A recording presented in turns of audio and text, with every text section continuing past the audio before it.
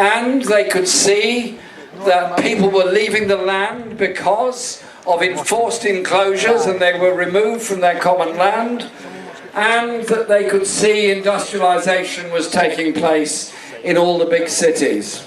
And they could see that the beginnings of agricultural machinery was coming in, which they realised was also a threat to them.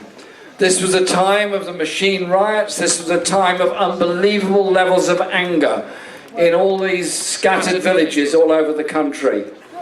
So what was different about Tolpuddle? What was different about what happened? Those six met under a tree in secrecy, swore an oath of allegiance to each other that they would challenge the cuts in wages that were going on, because they couldn't stand to see their children starving while the lord of the manor lived well on the work that they were doing.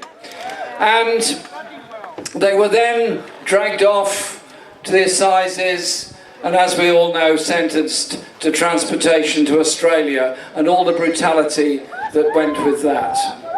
They weren't the only people to be transported. They weren't the only people to stand up and challenge the power of the landed gentry and the cosy relationship between the landed gentry, the courts and Parliament itself.